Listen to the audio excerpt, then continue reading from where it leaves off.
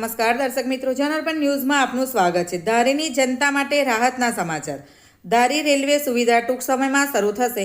હાલ ટ્રેક મેન્ટેનન્સની કામગીરી પૂરજોશમાં ચાલી રહી છે।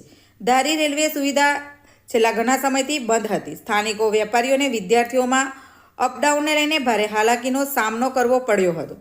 ત્યારે આ રેલવે સુવિધા પુનઃ શરૂ કરવા માટે સાંસદ ભરતભાઈ સુતરિયા, ધારાસભ્ય જેવી કાકડિયા અને ધારી શહેરની સામાજિક સંસ્થા બજરંગ ગ્રુપ અને સ્થાનિકોએ ઉચ્ચ કક્ષાએ રજૂઆત કરવા આખરે રેલવે વિભાગ દ્વારા ચલાલાથી લઈને જૂનાગઢ સુધી અને ચલાલાથી લઈને સોમનાથ સુધી મીટર ગેજ રેલવે શરૂ કરવા માટે કામગીરી શરૂ કરી હતી। જે કામગીરી મુજબ પ્રથમ રેલવે ટ્રેકનું મેન્ટેનન્સ હાથ ધરાયું હતું।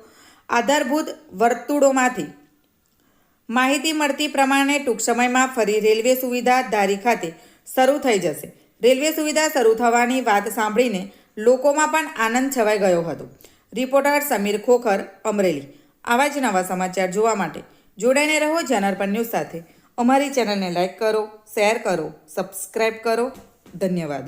મારું નામ રમેશભાઈ બાબુભાઈ મકવાણા, સ્થાનિક સામાજિક કાર્યકર તરીકે ધારી રેલવે સ્ટેશનને જે ટ્રેન બંધ થયેલી હતી ખીજડીયા અમરેલી, જે એ આગામી દિવસોમાં ફરી ચાલુ થવા જઈ રહી છે, ત્યારે સ્થાનિકોમાં પણ ઘણો ઉત્સાહ જોવા મળે છે।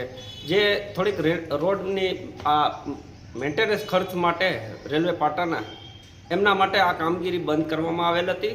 ફરી આપણા ધારાસભ્યશ્રી અને સાંસદશ્રીના પ્રયત્નોથી આ રેલવે ફરી ચાલુ થવા જઈ રહી છે, ત્યારે ધારી ચલાળાથી અમરેલી અને વેરાવળ સોમનાથ જે પ્રવાસી જવા જઈ રહ્યા છે, ત્યારે એમને પણ આ આનંદનો લાભ મળશે ટ્રેનનો। હાલ ધારી રેલવે સ્ટેશનની અંદર અને આગળના બધા સ્ટેશનની અંદર રેલવેનું મેન્ટેનન્સનું કામ શરૂ છે, જેથી કરીને યાત્રીઓને અને અહીંની પબ્લિકને ખૂબ ઉત્સાહ અને ઉમંગ છે કે જેમ બને એમ ઝડપી શરૂ થાય એવી સંભાવના ખરી છે।